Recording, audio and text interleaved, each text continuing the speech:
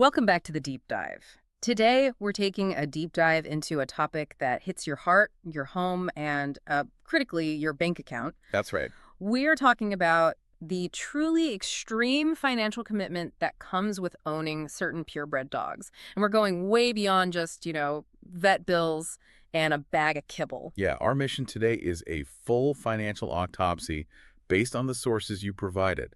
We're tracing the money from the initial purchase, which is often driven by rarity, lineage, sheer status, all the way through the hidden costs of breeding. And then into some really surprising stuff like the multi-thousand-dollar nightmare of moving a pet internationally. Exactly. So just to set the stage, for a lot of these popular or rare breeds, the purchase price alone is a huge deal. I mean, it can easily top $4,000. And that, as we're about to find out, is really just the down payment. It's the entry fee for a decade or more of specialized care that, frankly, few owners really see coming. It kind of forces you to update that old saying, a dog is man's best friend. But for some of these breeds, they're also a pretty significant long-term financial liability if you're not prepared. Okay, let's unpack this. We have to start at the absolute top.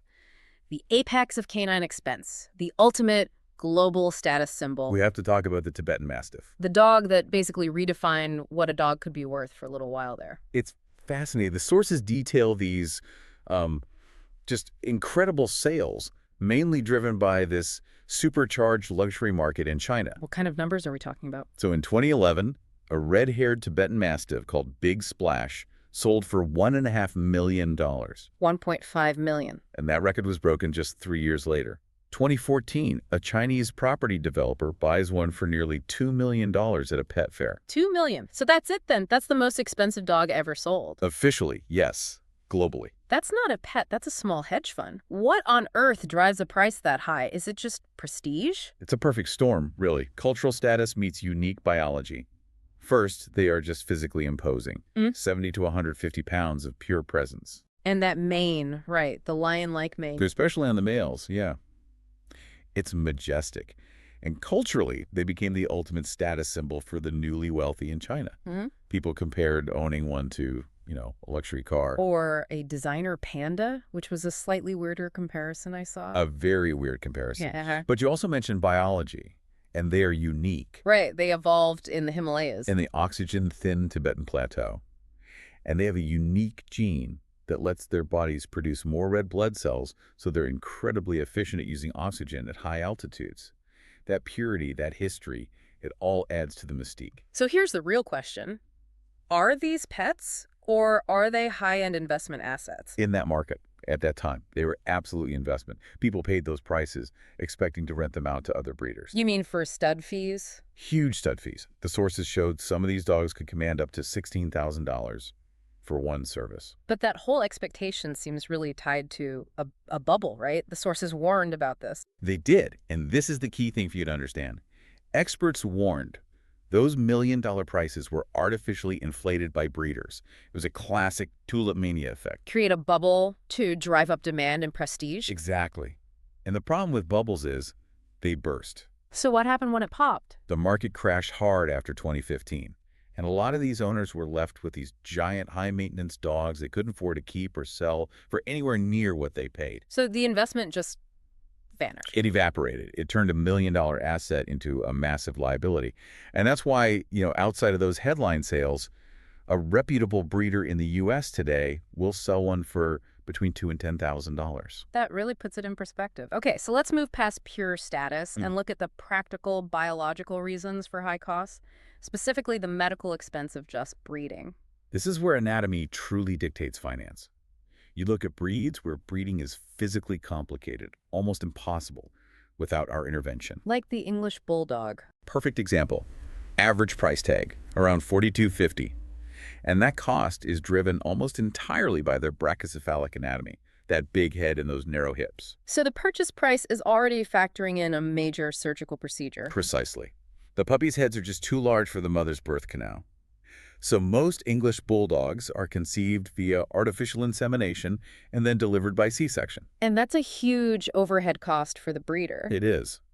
The French bulldog, two most popular breed in the U.S. right now, faces the exact same hurdles. Same average price, around $42.50. It's just incredible that the dog's own body shape dictates thousands in surgical fees before a puppy is even born. It really is. A scheduled C-section can cost a breeder anywhere from $3,000 to $6,000. Wow. So you combine that necessary surgery with the fact they have small litter sizes, and you've got limited supply and high medical costs. The price has to be premium. Okay, so let's shift from anatomy to just pure rarity. The Lucan, the little lion dog.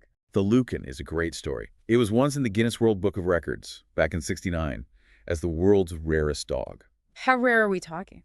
Only 65 of them were registered in the world in 1973. Breeders basically pulled the breed back from the brink of extinction.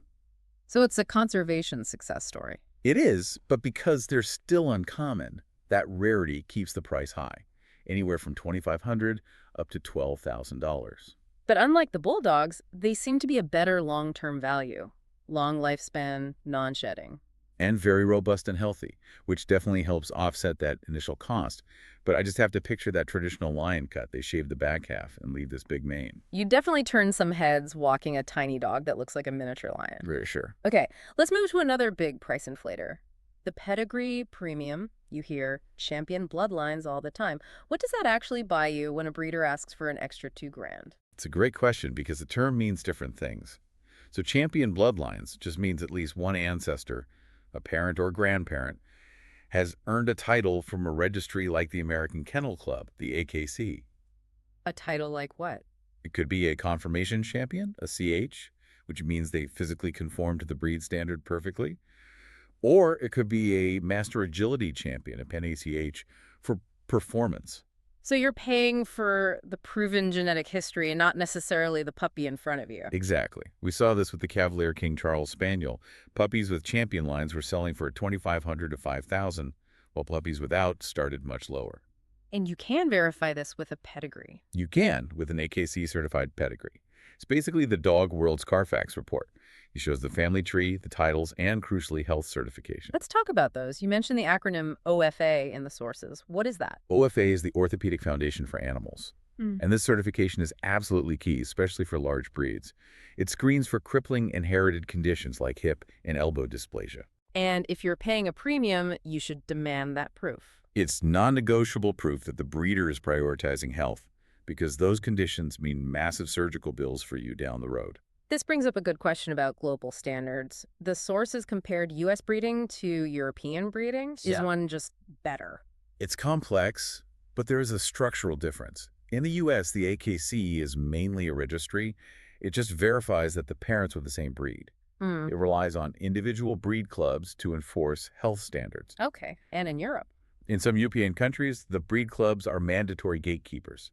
They might require a dog to pass health tests, like those hip and elbow scans, and even temperament tests before it's allowed to be bred. So in the U.S., the responsibility is really on you, the buyer, to check the breeder's integrity. Precisely. The quality depends less on the continent and more on the individual breeder and their commitment to health testing.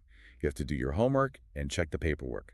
And that idea of testing and integrity brings us to the next huge financial hurdle, the long-term cost.